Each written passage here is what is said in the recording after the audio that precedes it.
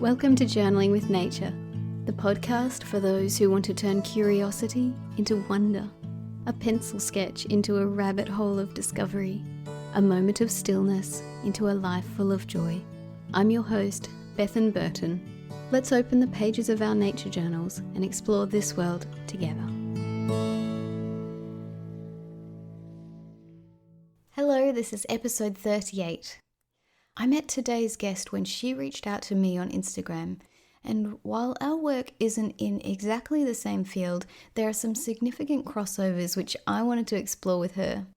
Yvonne Cuaresma is the founder of the Climate Journal Project, and it's a movement where people are using journaling as a tool to process climate anxiety and ecological grief.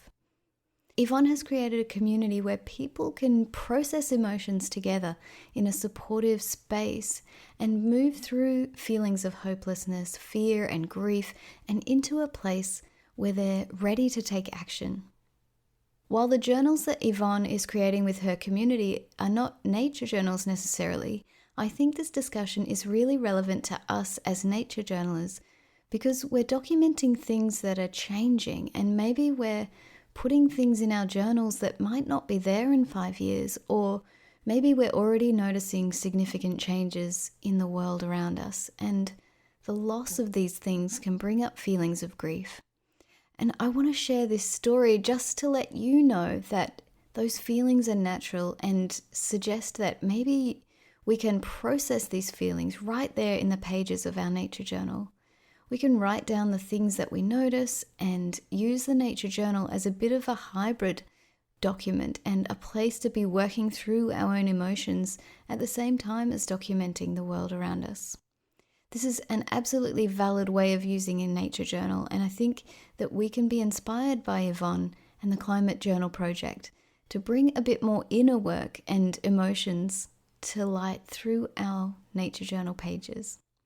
So let's get to know Yvonne a little more and explore what the Climate Journal Project is all about.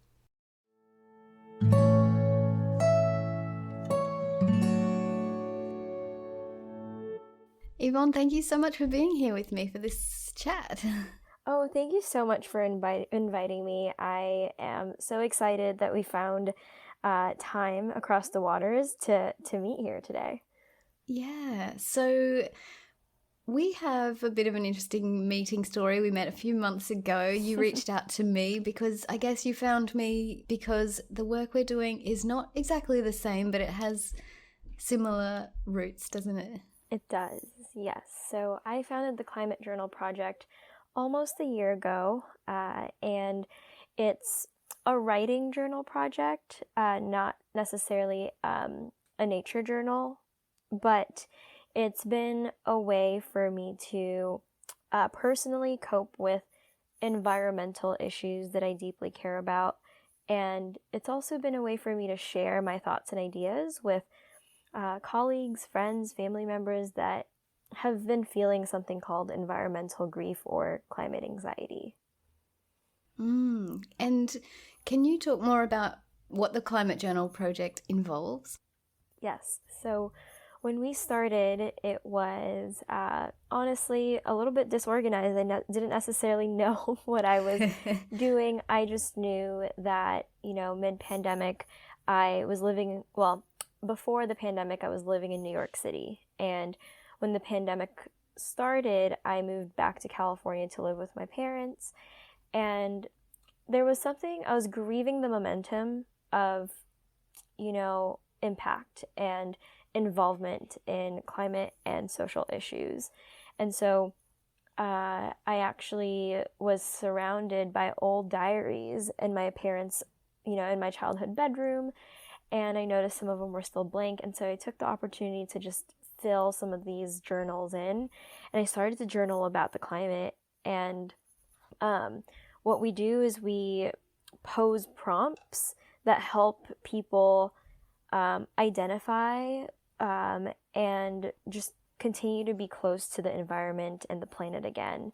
And through this practice, I realized that climate action is so much simpler than we think. It's actually all around gratitude. And if we continue to have an appreciation for each other and the world around us, then hopefully, anxiety levels decrease. And what I've found is that climate action always follows, whether that's through the conversations that we have or the people that we meet or what we write about and what we dream about. It's been a beautiful practice to just release all of the tension that I feel with some of the things that I can't control, but then also organize my thoughts and thinking. And also, I don't know, spark some hope in the community and, the movement.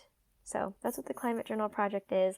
And I want to thank you too for being such a supporter. And we launched our very first Kickstarter and our very first physical journal book in January of 2021. And so those are going to be sent out in the next few weeks. Actually, I just had my final meeting with the printer this morning. Yes, that's a very exciting development. Can you tell the listeners about the books you've created?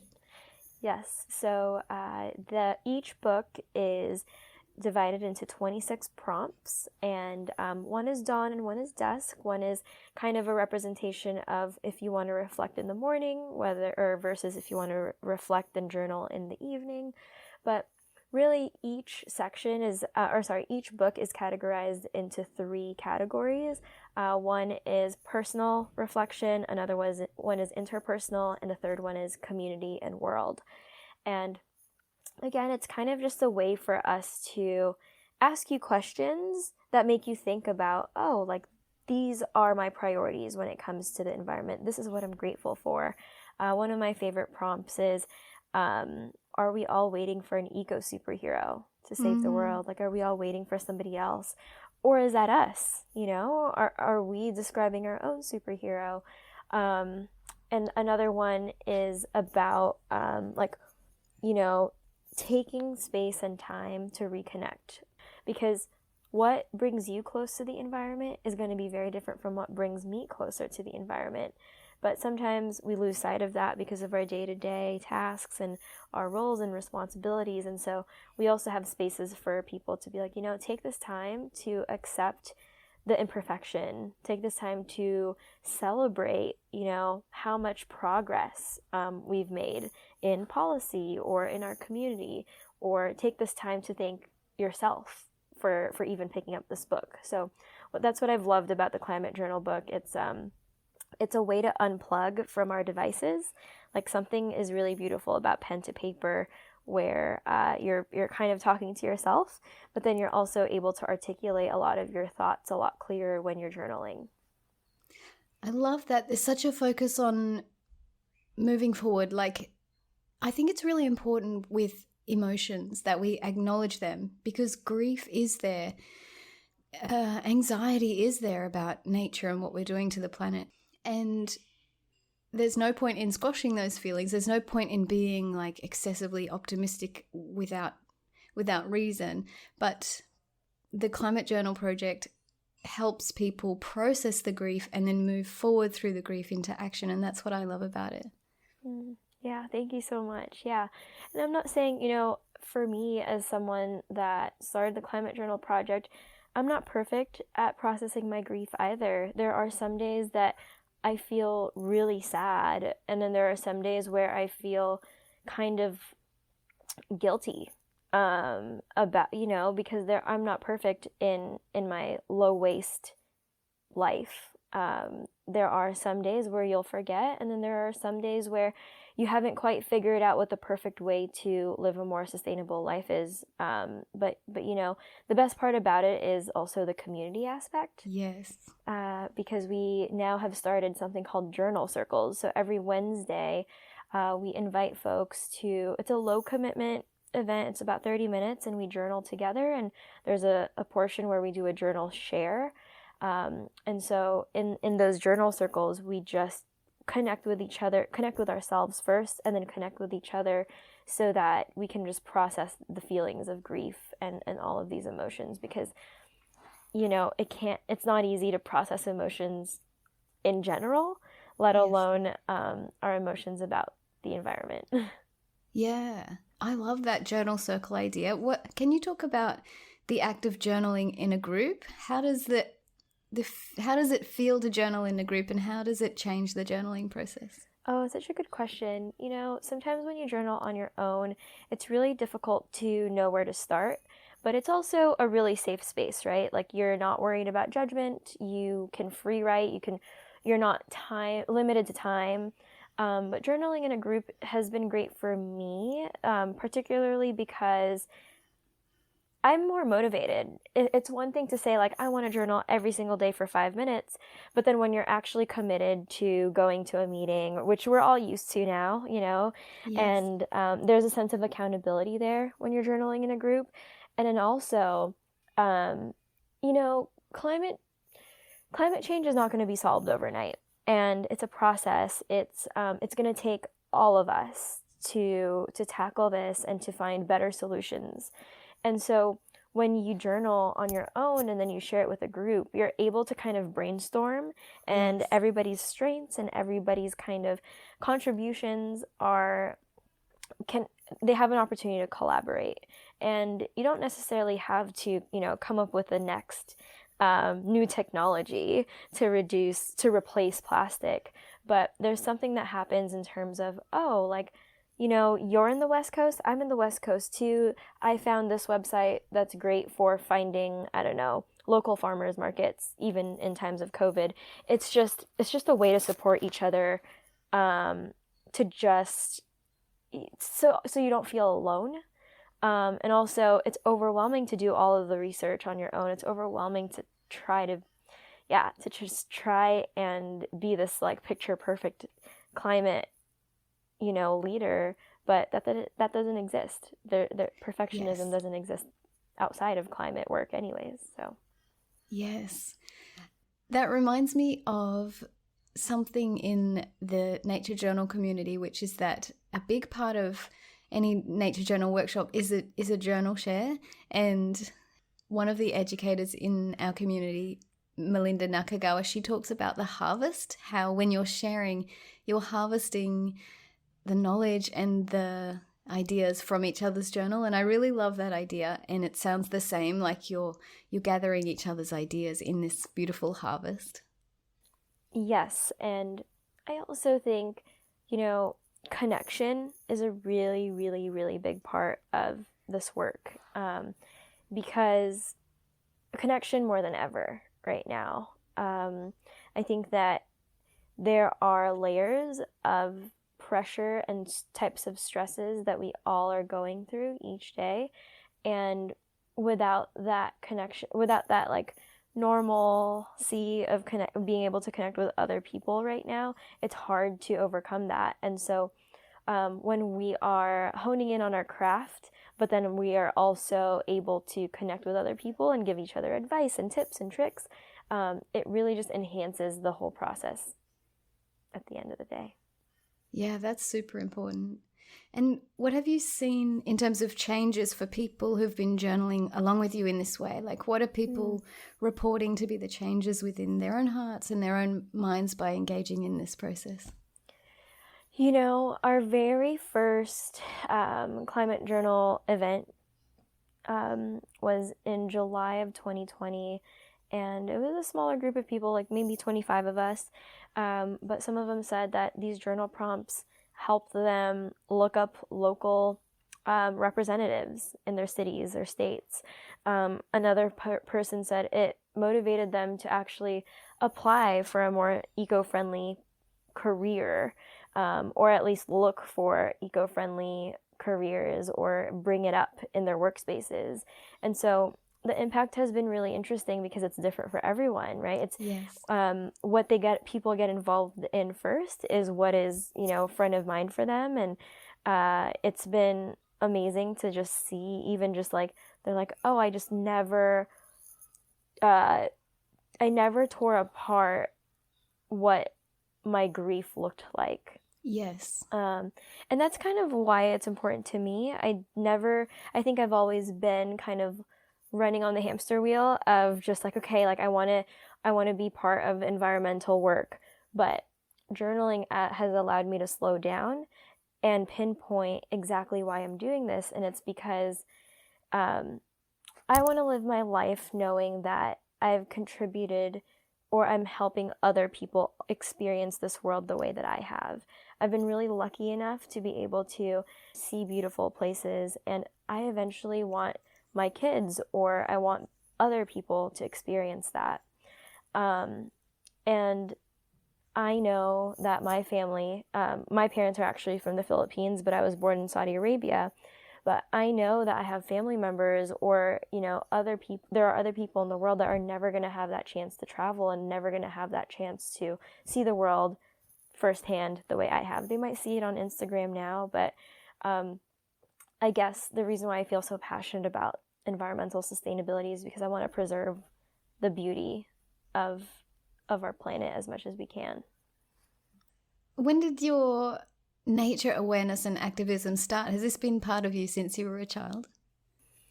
I think so. Again, very lucky to have two parents that surrounded themselves with friends that love to go camping, love to go swimming in lakes. They put me in Girl Scouts when I was really young, so I went camping all the time, and was just, honestly, I played outside almost every single day, climbed trees. I was a very active kid, and I still am very active. And my family has a dog, and so that just kind of means like every day we take her out on a walk, and it's just something that, that was kind of, my parents shared the world with me, and so I want to share the world to other people the way my parents have. And they're not, expert campers or anything. they're not that way, but I think that, the fact that my sister and I have been exposed to the beauty, but then also we've also been exposed to pollution. The Philippines is very well known for a vacation spot, but if you go there, you'll see trash bags and plastic and polluted water. The air is polluted there, and so you can kind of also, there are families that don't have a choice but to just endure the heat, whereas my sister and I grew up with an air conditioning. Anytime that we're hot, it's a push of a button that solves our problem. So I think that it's knowing that I've been privileged enough to have all of these things is really what inspires me to continue in climate work. Yes, because it's the people who don't have the privilege who are going to feel the effects the strongest, right? Exactly. Yeah. What does nature look like where you live when you step outside, when you go for nature adventures? Can you describe a little about what you see? I love this question. So I currently have two homes. I call my parents' home my childhood home, and then I have my apartment where I live with two of my best friends. And my parents' home is in Glendale, California, so it's right outside of Los Angeles, or it's in Los Angeles County, but it's right outside of like downtown LA. And my parents have a huge backyard with a lemon tree, and we hear birds chirping almost every single day, every moment of the day. So if we ever take my dog out on a walk, there are lots of mountains and birds and trees. I think California is very well known for its landscape in terms of like the mountains and, palm trees. And so that's what I see when I'm in Glendale. And when I'm in my apartment in Long Beach, California, I'm very lucky to be surrounded by ocean water and ocean breeze. And I would say Long Beach is the beach is not so much the beach that you would swim in, but it's a great beach for activities. So you could bike. There are walking pathways, jogging pathways. People go kite surfing all the time. There's just, there are Duffys, there are boats, and it's amazing. I think that I get to live the best of both worlds, where I have kind of like the view of the mountains, and then I will go home to my apartment and be right across the street from the beach. I love that. I love talking to people about what they see in nature because it's so different. And again, it's like that, just even sharing a little moment with someone about what they see in nature feels important to me. Yeah, it's really important. Do you have a journaling routine? Like, do you journal every day? Do you do it in the morning at a particular time? What's your routine? Yes, so I try to journal almost every single morning. Um, I so because the climate journal has kind of grown into, you know, something much larger than what I anticipated, um, I try to journal not about climate journal, because I journal a lot about climate journal through my podcast interviews or family and friends. So I try to journal specifically about like me and my personal life. And then towards the end of the day, I'll open my journal again and just observe and absorb everything that happened in the day, like what my goals are, re-envision my plan for the next day, and set my intentions for the next day or the week. I at least try to journal once a day. If I don't journal in the morning, then I will try to squeeze in at least 15 minutes at the end of the day. But I would say my most, I don't know, I am most grateful and most like in the zone when I'm journaling in the morning. And so I really enjoy it. And I'll journal and then I'll go out on a run. A run is meditative for me, or I'll run and then journal depending on what I'm feeling that day. I'm not super strict on the order as long as I do both. Yeah. And it sounds like, because you said you had old journals in your family home, it sounds like journaling has always been a practice for you. I guess so. It's one of those things where maybe I was like walking around college fairs and then they would give me a journal, or you would go to an event and they would give you a journal and I would start writing. But yeah, it's definitely, it's funny because I did pull up a few journals. I'm like, why did I only write? And I wasn't very consistent growing up with journaling, but it's been, yeah, I've definitely had my fair share of starting journals. And back then I called it, my diary, not my journal. Yeah. I love on your Instagram page that you have people from all around the world doing takeovers, and they show you what they're doing to be pro-environmental, and they show you how they enact sustainability in their own lives. Can you talk about that, about connecting with people all around the world? Oh, it's been such a pleasure to do that. I think that if anything, if there's anything that COVID has given us, it's the ability to be able to connect with folks that you otherwise normally wouldn't have been able to. Yes.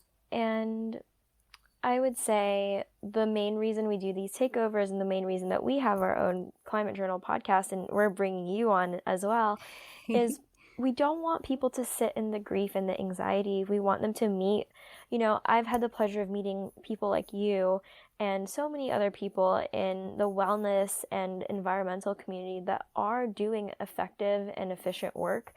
And I want to introduce and celebrate that, because, the more solutions we are able to bring forward to people, the less hopeless it will feel.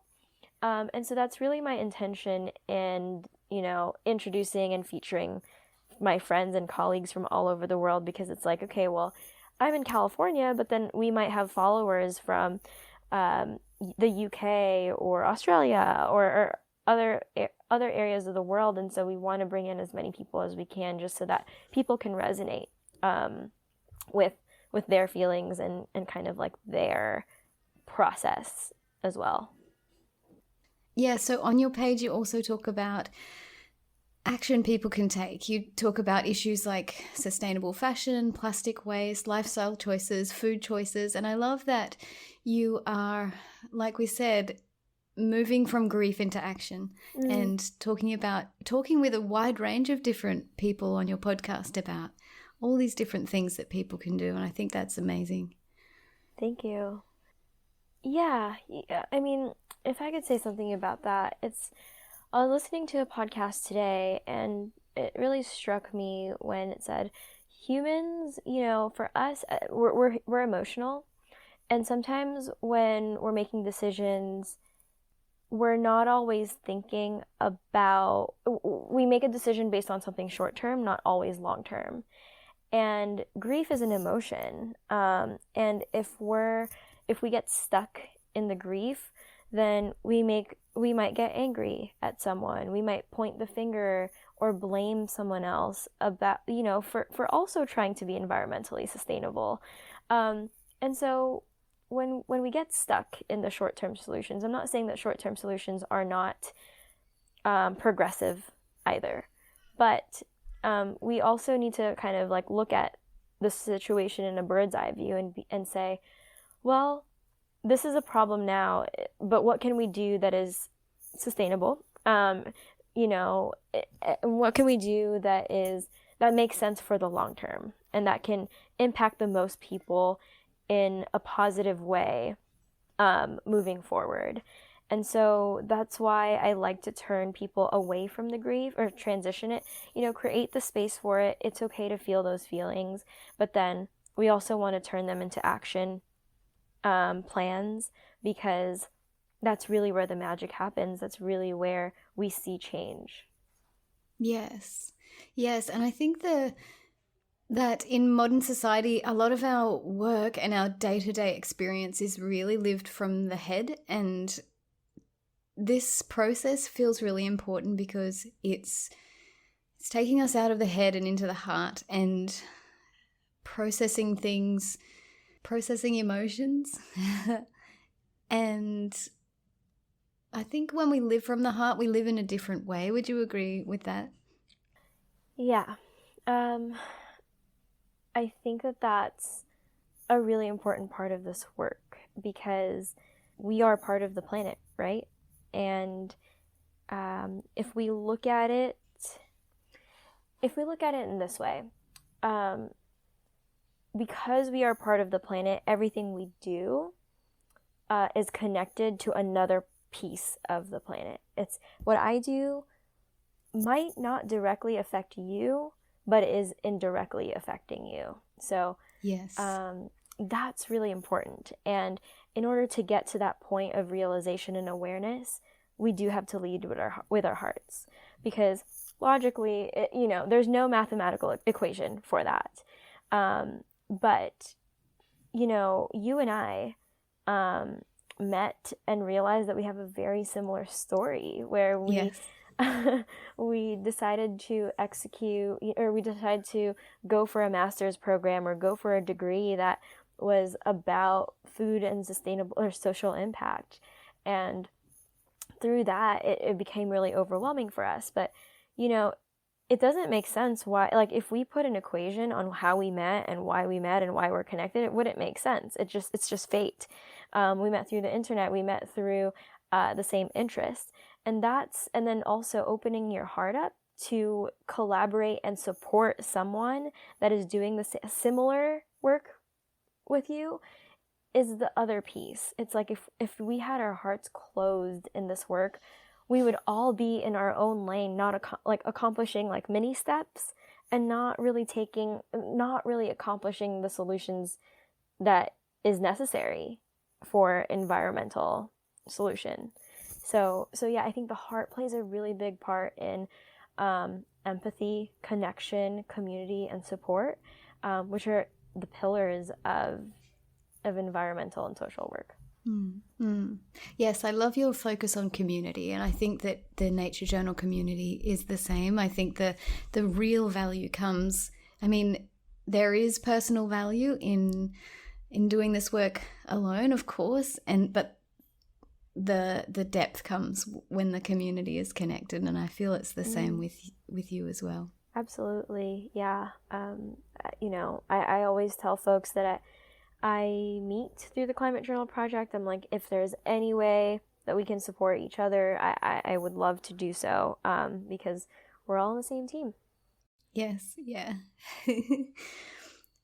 What do you feel is the role of intentional gratitude in journaling and life? I love this focus that you have on gratitude, and I have it myself, and I think that it's really important for nature journaling, but I'd love to hear you speak about intentional gratitude.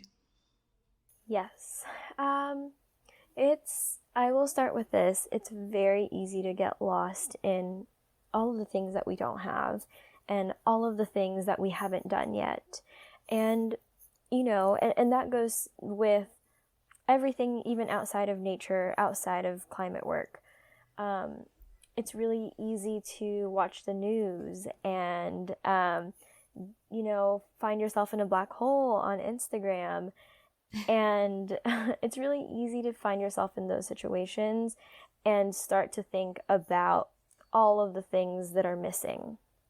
But with gratitude, and the reason why I like to lead with gratitude when I'm journaling and through Climate Journal Project is because, we actually have all of the tools that we need to get there. It's just a matter of time, and it's just a matter of how we use them, and how resourceful we are with all of these tools. But, it's a muscle that we have to build. Gratitude is a muscle that we have to choose every single day. The fact that we still have all these mountains, yes, places are deteriorating, forest trees are being cut down, yes, we are releasing tons and tons and tons of CO2 emissions in the air. Yes, all of this is happening, but also there are still pockets of land that are being preserved. There are still animals that are being saved every single day. There are nonprofits all over the world that are trying to, that have a mission, that have a social and environmental mission. And, if we take a solution-based approach and a nature-based approach and a gratitude approach, then we're just inspiring ourselves, but also we're kind of just like, well, let's get to action. Like, we have so much, like, let's get to a point where we're actually doing something about this. But then also it's like, the reason why anxiety exists, and I say this all the time, is because some people are way too worried about the past that they can't live in the present, or they're so anxious about the future. They're so worried about the future that we're unable to take this moment, and we're taking it for granted. And that's another reason why gratitude is important, is because, we still have so much, and why not just savor how much we have? Because the stronger our relationship is with the planet, the better of an advocate we can be for the world, for each other, for our community, and for the environment. Yes, and I think what you just said is the point where my work and your work crosses over, because nature journaling is all about wonder and beauty and connecting the heart with nature around us. And for me, I think that paying attention to the world through nature journaling is my way of practicing intentional gratitude. And it's almost like wonder and gratitude are almost the same thing. Like when I'm sitting with something, even something simple like a small little weed in my front yard, and just saying, wow, look at that, look at the way the petals are arranged, or just feel like that moment when the sun's touching your skin, and that sense of wonder. For me, that sense of wonder and that feeling of gratitude are the same thing. And I think that what you just said about when we're in that place where we're deeply connected with nature, that's when we can go forward into action. And I think that's the point where our work crosses over. 100%. And I think that, nature journaling it allows you to just like really find so much beauty in the smallest things. Yes. And that's my favorite part about your work. That's what it's all about. Yes. And at the same time, I feel like there are points where processing ecological grief can be done more or encouraged more in the nature journal community. Like a lot of people who keep nature journals, they talk about they're documenting parts of nature that are slowly being lost, or they can see something that's diminishing, or things that they used to see or they have documented in their journals are being lost. And like one of my guests talked about how she's documenting all these big trees around her and the trees are being lost. Or another guest is a fire ecologist and she's documenting changes in fire events that are increasing due to climate change. And this sort of information, it's really important to know, to document, and to show the world how the world is changing in response to our actions. But also there's a level of personal investment and love and also grief that goes along with it. And I feel like, having met you and having talked to you, I feel like the nature journal community could benefit from having a place to process the grief that comes along with these changes. And that could be done in a separate journal, or it could be done just right there on the pages of a nature journal as well.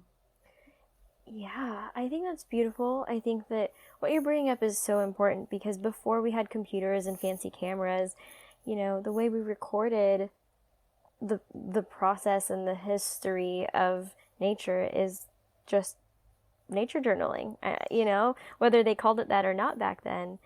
And I think it's when you're nature journaling, you get a firsthand experience of that loss. And, you know, what I would say for your audience is that,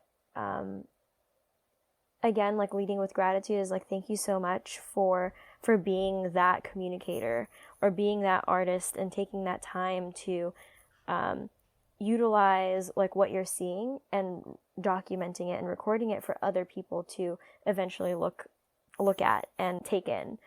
But when you do find yourself in like grief, I think the most important question is to ask why.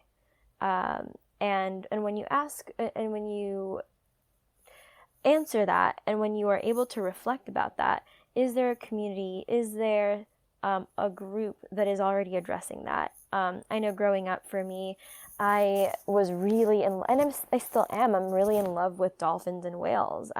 That's because I had a third grade teacher that, you know, assigned a dolphin project and then a whale project to us.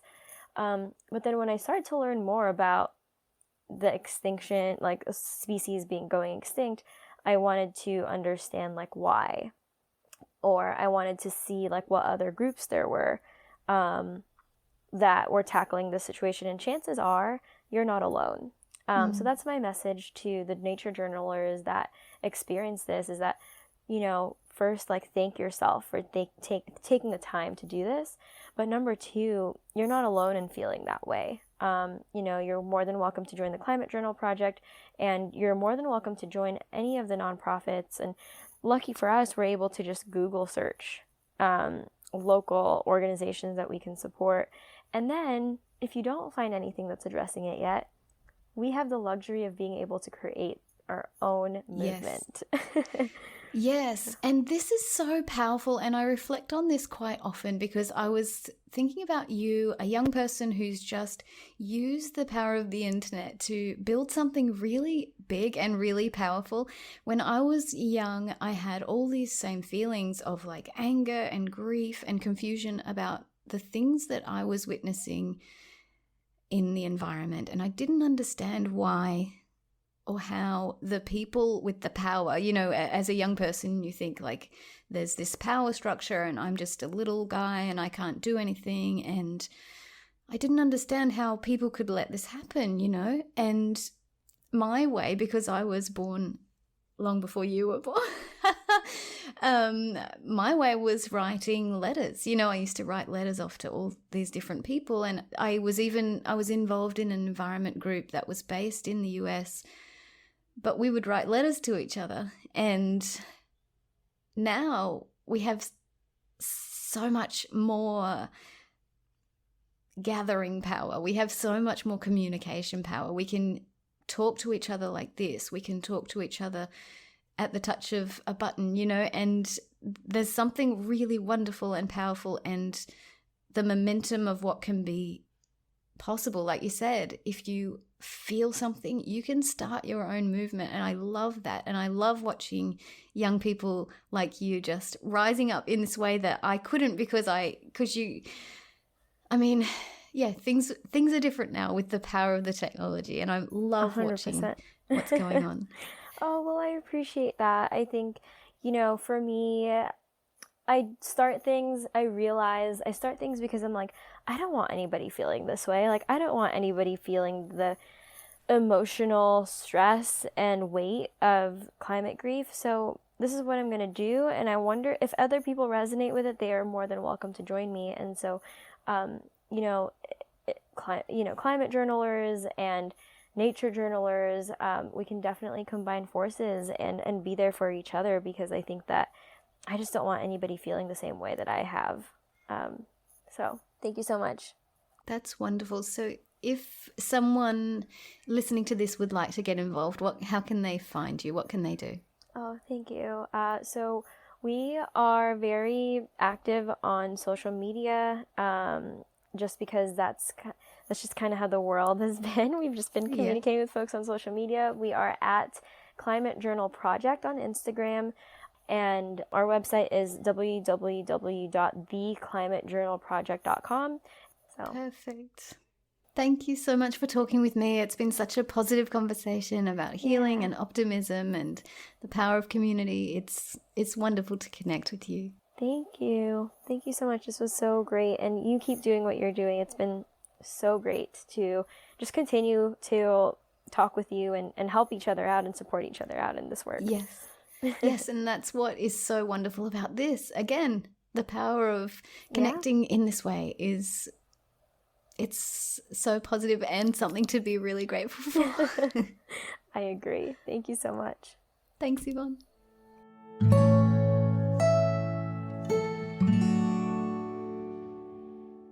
I hope you enjoyed this conversation with Yvonne about her work with the Climate Journal Project. I feel like there's so much that we can take away from this, and one thing is that intentional gratitude is something that we can cultivate as a way of connecting with what's important and valuing what we have right now in this moment. In nature journaling, we often talk about cultivating intentional curiosity, but I really believe that we can also actively cultivate intentional gratitude. Gratitude is such an important thing in everybody's life. It settles us and it makes us happier and healthier and more content. And along with that comes something else that Yvonne touched on, which is how important it is to recognize the privileges that many of us have. Like Yvonne said, being able to turn on the air conditioner when it's hot or being able to travel, these are privileges that most people in the world don't have. And it's really important to recognize this. And it's also important to recognize how the worst effects of climate change are being felt by the people who don't have these privileges. So wherever we can, we should remember this and take action. There are a few extra links that I'm going to put in the show notes for today's episode that I feel are really relevant to processing emotions through nature journaling specifically. There are 2 episodes of the Journaling with Nature podcast that I think are really relevant. And the first is Robin Carlson's podcast, where we chatted about fire ecology and climate change. And the second is Patricia Lorenas' episode called Talking with Trees. Patricia talked a lot about documenting trees that are being lost and how she feels about this. I also want to highlight a blog post written by Coco Bradar for the International Nature Journaling Week blog. Her blog is called Nature Journaling When Nature is Wounded. So you can follow the links in the show notes to find these extra resources. You'll find links in the show notes also to the Climate Journal Project website, Instagram page, and Facebook page. They have regular online journal circles, so have a look at that and see if it feels like something that might be supportive to you. Also, if you'd like to listen to an accessible, informative, and overall really positive podcast about climate change, I can highly recommend How to Save a Planet with hosts Alex Bloomberg and Dr. Ayana Elizabeth Johnson. I'll link that in the show notes as well. So keep journaling, keep feeling, keep moving forward. Thanks so much for listening. See you next week.